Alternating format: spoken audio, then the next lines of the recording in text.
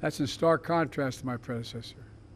When he was in office, he enacted a true $2 trillion tax cut. $2 trillion tax cut that overwhelmingly benefited the very wealthy of the biggest corporations and drove up federal deficit every single year of his presidency.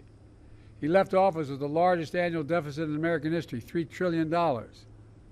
And by the way, I made a commitment when I got elected, and my vice president made a similar commitment. No one making under $400,000 will see a single penny in their taxes raised, not a single penny.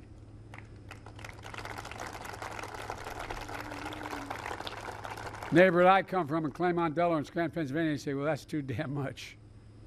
But the point is to make sure that we know this isn't an attack on the wealthy. He left us with a pandemic raging and economy reeling. His allies in Congress, with all due respect, I've had this conversation with your Senator Ron Johnson, voted against every one of the things I talked about today. Every single thing I talked about in terms of rural economy. He voted against it. Voted against it. It's hard to imagine your senator voting against interest in the rural state was so large and so consequential as the state of Wisconsin. Meanwhile, your other senator, Tammy Baldwin, has done everything to take care of the state so she can be devoted to it. Vice President Kamala Harris fought like hell for all of you and for the future worthy of your aspirations. Look, just think about how far we've come. We have more to go. We have more to go.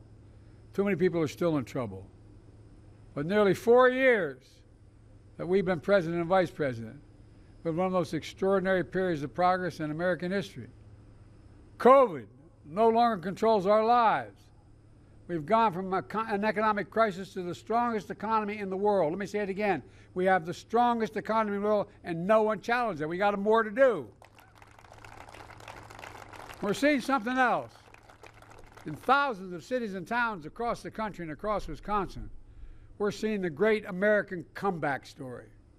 The way I see it, and the other team talks about how bad off we are and how America's enjoy. The way I see it, today's announcement is about far more than just giving rural America the power to turn on the lights. It's about giving the power to shape our own future. In fact, Wisconsin has a strong, strong history of neighbor helping neighbor and forming cooperatives, which are literally owned and powered by the people of Wisconsin. Because of you, we're planting seeds today that grow and blossom for generations to come. That's what we're seeing here in Wisconsin, a state with a proud tradition of rural communities leading our nation forward. And again, that's not an exaggeration. You've been a leader in the nation.